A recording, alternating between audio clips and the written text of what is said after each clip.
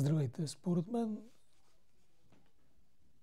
кметските избори, изборите за местна власт в София са възмутителни, особено възмутителни тази година, защото двете основни политически сили или двата основни претендента малко ли повече се подиграха с избирателите. От една страна, кандидатурата на ГЕРБ беше обявена в възможно най-последния момент и тази кандидатура е много провокативна, защото, разбира се, поставя въпроса за връзката между политиката и медиите, която е много проблематично, особено в едно общество, което претендира да бъде демокрация.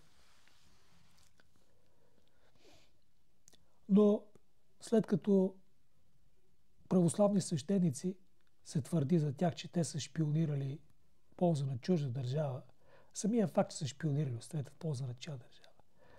Защо шефа на новините на една от най-големите частни телевизии да не се кандидатира за кмет от най-голямата политическа сила?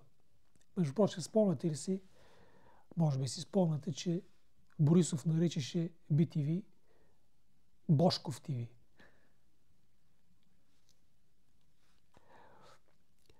Но кандидатурата, която издигнаха още преди няколко месеца, или техният кандидата на ППДБ Васил Терзиев, също поражда много въпроси.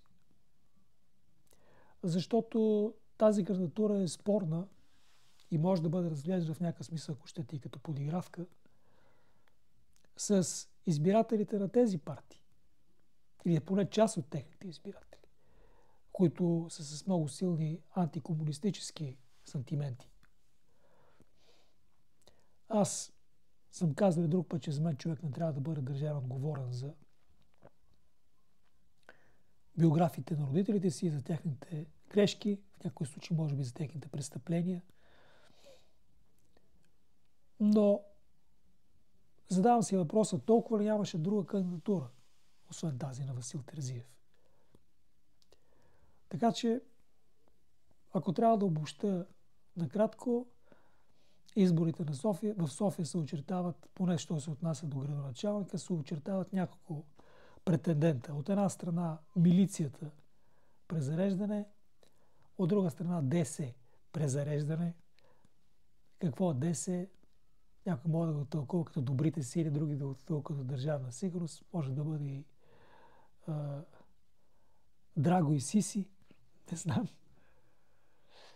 И с кандидатурата на Ваня Григорова пък имаме Маркс презареждане, което там поне тя от години не крие своите, ясно заявява своите леви убеждения, предпочитания.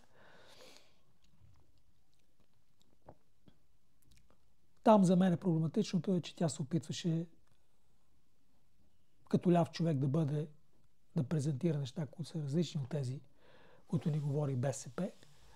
Но сега се оказа, че всъщност кораба майка, така да се каже, присмука обратно към себе си.